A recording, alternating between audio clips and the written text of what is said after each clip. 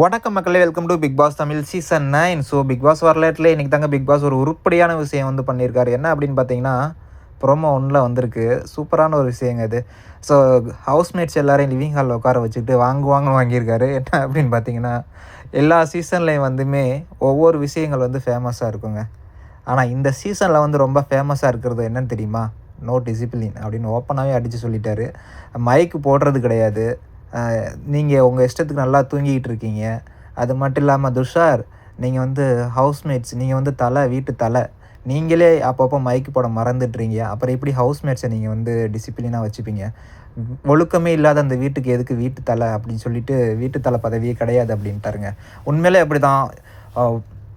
மைக்கே போட மாட்டேதுங்க. அவ்வளோ வந்து ஒரு கேஷுவலாக இருக்குங்க. மைக்கு வந்து எவ்வளோ இம்பார்ட்டன்ட் அந்த ஷோக்கு அப்படிங்கிறது தெரியாமல், ஒரு மதிப்பே இல்லாமல் பிக் பாஸ் அவர் பாட்டில் சொல்லிக்கிட்டே இருக்கார், மைக்கு போடுங்க மைக்கு போடுங்கன்னு. அது பாட்டில் கேஷுவலாக அப்படியே சும்மா சாதாரணமாக நடந்துக்கிட்டு இருக்குங்க. ஒரு ரெஸ்பெக்டே இல்லாமல் கண்ட நேரத்தில் தூங்க வேண்டியது.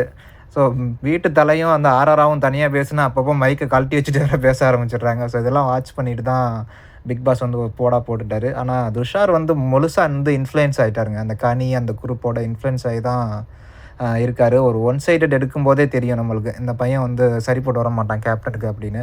ஸோ அந்த பையன் உள்ளே வரும்போது அவ்வளோ ரெஸ்பெக்ட் இருந்தது. சரி இதே டைட்டிலே வின் பண்ணுவோம் அப்படின்னு. பட் ஒரு பதவி கொடுத்தோன்னே அட்ரஸே அதை ஹேண்டில் பண்ண தெரியாமல் அட்ரஸே எல்லாம் போயிட்டான். ஸோ பார்க்கலாம் ஃப்யூச்சரில் ஒரு வேளை ஆறு எவிக்ட் ஆகிட்டா நல்லா விளாடுவாப்பில் என்ன அப்படின்னு. ஸோ எனிவே நல்ல விஷயம் நடந்திருக்கு. ஃப்யூச்சரில் எப்படி இருக்குன்னு பார்ப்போம். தேங்க்யூ.